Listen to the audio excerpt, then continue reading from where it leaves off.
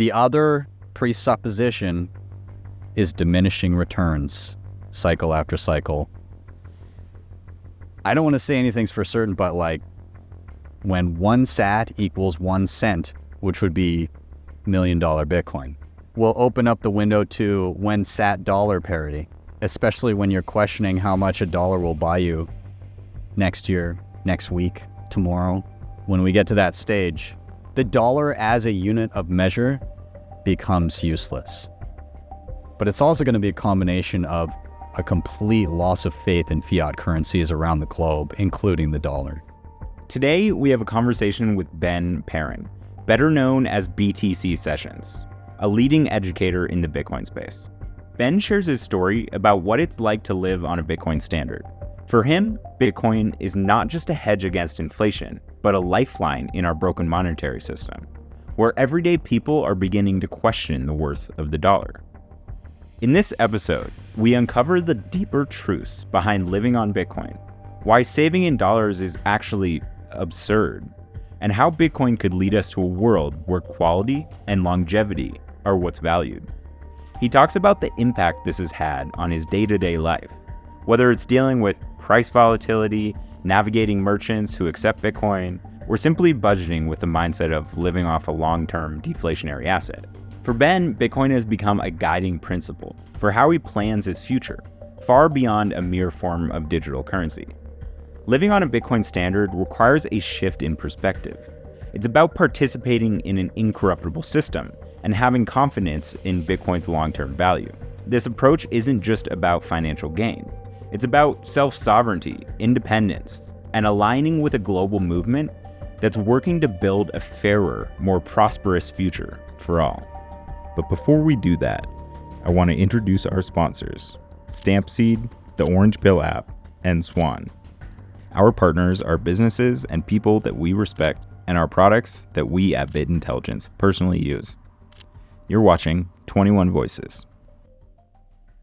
I think I'm bullish because more everyday people are seeing the cracks in the existing system, and they're realizing that something is amiss, and Bitcoin is kind of primed to be that escape valve. It takes time, it takes learning, it takes a lot of understanding, but people know that things are broken. You're seeing it with people filming TikToks in their car. Why in the hell can't I make a living? I'm a nurse and I can't afford rent, I can't afford groceries, I'm living out of my car. You see these heartbreaking stories. At the same time, we're seeing terms that haven't been thrown around in the everyday vernacular until recently. People understanding inflation and seeing that as a problem, but also the term fiat. That's something that hasn't been thrown around in regular circles until very recently, and now I'd say it's commonly used now. So being in Bitcoin, you want people to get it now, and I recognize that's not how it works. It takes some time, so we'll see, but the trajectory is there. Number go up simply protects from number go down, and number go down is your purchasing power all the time. And again, previous all-time high in US dollars was in and around 69K. Canadian dollar all-time high price was in and around 84,000 Canadian, I think was the highest I saw it. I saw a stat the other day where if you factor in inflation, stated like actually reported inflation, for purchasing power, US dollar all-time high to be the same purchasing power as what Bitcoin was then would be 79K. And for Canadian dollars, it would be 106. It's amazing to think because you always put in the context of previous Bitcoin all-time high, not realizing how insidious the system that we're in is. And really all we have to measure things with is dollars and Bitcoin. And the dollar measuring stick is completely broken, and Bitcoin's in the midst of being monetized. And so like there's no easy middle ground to find and figure out exactly what the hell is going on, other than one thing is going down and one thing is going up, and you just gotta grab on. Honestly, I think it's a pretty simple formula. Number one, provide value to others. Number two, spend less than you earn. And number three, save in Bitcoin. If you can do those things, if you can manage to make that work, it really doesn't matter. In that fiat mindset, they haven't realized that they don't want the additional dollars. What they actually want is the Bitcoin. They want the thing that will preserve the fruits of their labor and allow it to grow. Why on earth would anybody ever think of offloading their Bitcoin for something like the dollar? In my opinion, there's no purpose to doing that. I've been on a Bitcoin standard for years now. It could 10x right this second. I would not be purchasing dollars right now. Yeah, I don't want US dollars. What I look at is what would I want to purchase, perhaps, that could meaningfully improve my life over the... So like, if I wanted to live somewhere else in the world, if I saw something where maybe I had a home somewhere that my kids could enjoy and live in, and you got to live your life. But to be sitting in dollars, I have no reason to do that. So the way I look at my Bitcoin and my savings is that, again, I'm spending less than I earn. I'm putting it away in Bitcoin. And then when the time comes that something that will be good for myself and my family can be purchased, then yeah, I'll make those purchases. But I'm living on Bitcoin and I'm saving for important things for me and my family. So dollars are out the window. Like, it's nowhere in that equation does the dollar come into play. It's I'm saving Bitcoin and making purchases that matter to me.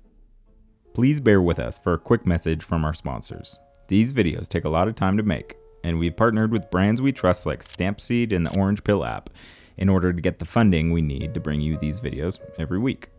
Don't store your Bitcoin in cold storage without stamping your seed phrase on an indestructible titanium plate. Stampseed is fireproof, rust-proof, impact-proof, and easy to hide. It has no loose parts and will give you ultimate peace of mind that your Bitcoin is safe and sound for the long term. Click the link in the description below for 15% off your stamping kit. When I finally got Bitcoin, it hit me like a lightning bolt. It was the currency of the future, the only money that truly mattered.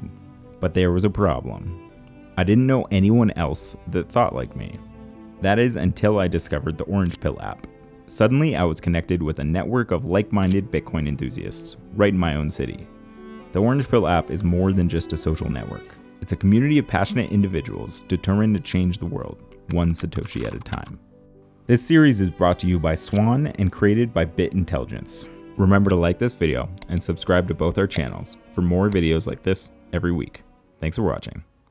The other presupposition is diminishing returns, cycle after cycle. I don't want to say anything's for certain, but like, if this is where we are now, I don't know what to expect a year and a half out from having, with this much being gobbled up, with an impending reduction in incoming supply. It's one thing to quote unquote know what's going to happen. It's an entirely different thing to see it happening. Those are very different things, because I know what Bitcoin is in terms of what it represents versus the existing system. But to see parts of the world waking up to that, on both ends of the spectrum, people that are most disenfranchised in society and the people that are the most well-off, that have the most capital to protect in society, those kind of ends of the spectrum beginning to hone in on and understand that Bitcoin can serve them in different ways. Seeing that happen in real time is really something else. And it's craziest because it happens in spurts. It's not like this smooth movement. Oh, okay, yeah, people are gradually understanding and more and more and more and more. It's like, it seems like nobody's getting it, and then all of a sudden, everybody's giving you a call. We're in the beginning of the phone call phase, I think, right now.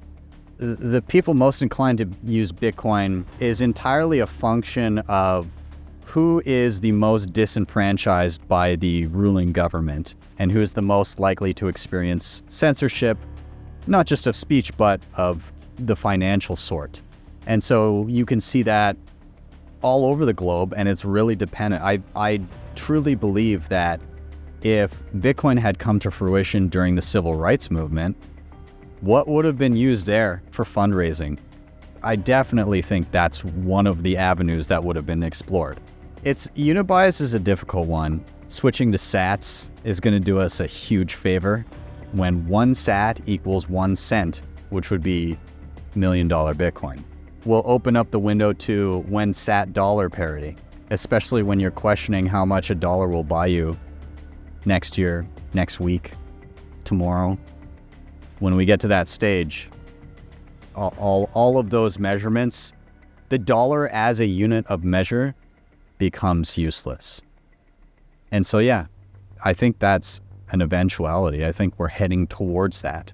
And it's going to be a combination of Bitcoin appreciating in purchasing power because so many people put their faith in it in order to preserve their purchasing power well into the future. But it's also going to be a combination of a complete loss of faith in fiat currencies around the globe, including the dollar. When I'm spending dollars, not that I do anymore, but when I was spending dollars and earning dollars, your dollars, they're just not worth anything. You kind of spend them freely. And those that earn enough dollars maybe put them into something like a home or some type of investment where they would sit over time and they would hope to get more dollars. But dollars were fleeting and you always wanted to get rid of them. That's what we've been conditioned to do. Bitcoin is entirely different. And so what does that do to an individual who only lives on Bitcoin? You recognize that your money, even like way down the road, let's say Bitcoin fully monetizes, everybody's using Bitcoin, it's worth, you won't even be able to measure it in dollars because dollars are toilet paper at that point. But you get to a point where it's proliferated the globe and now you have like a nice steady deflationary currency that gradually ekes up in purchasing power as human innovations allow things to be built with less effort. And so your purchasing power just goes up. Well, there'll hopefully be population growth as well so that we can build more stuff and visit the stars and all that kind of stuff. But at the end of the day, you have an individual that understands they have money. It's precious. It does hold its purchasing power. I can just save it and put it away and I can keep it for retirement or whatever I decide to do with it. But you also have your day-to-day needs. You're going to want groceries. You're going to want a home. You're going to want probably a vehicle to get around. You're going to want a number of things. And there's going to be companies that want to provide services and products to you. But they're now faced with a consumer that is going to be a lot more conscientious about how they allocate their money. Should I get this? Should I save? That puts the onus on the producer to create much higher quality products to convince one to part with their sats in order to purchase that thing. And I think it gets us completely away from the age of trinkety crap that you throw away the moment you get it and just replace with a new one. We have such a consumerist society. Everything is throwaway fashion. You buy a TV, it's crap in a couple of years, you toss it out. Our phones are obsolete or purposely obsoleted by companies like when the new one comes out. Everything is disposable. Nobody fixes anything. I think that entirely changes. People look for things and they might spend more money on the thing than they would have with the disposable one, but then they'll keep it in their family for years. I've noticed it in my purchases. In my home when I did my basement, what did I do? I went to a local friend who's amazing, and our basement is beautiful in our home. I spent sats on it. It was expensive, but I'm not moving anytime soon. And I love the hell out of our home, and my kids get to grow up there, and that's very important to me. I also got him to build us a kitchen table. It was like a solid marble slab on the top of it. The base is built out of oak. that he stained, that thing weighs 400 pounds. It's going to be in that house until it burns to the ground. It's a proof of work table, and I think we're going to get more proof of work things that hold their value, get passed down, and if they break, we fix them because they mean something. And that's what I think some of the societal implications will be in and around Bitcoin as our standard. Ben's journey illustrates that embracing Bitcoin is not merely a financial decision. It's a radical act of empowerment and independence. It's a vote for freedom that if you choose to embrace, no one can take away from you.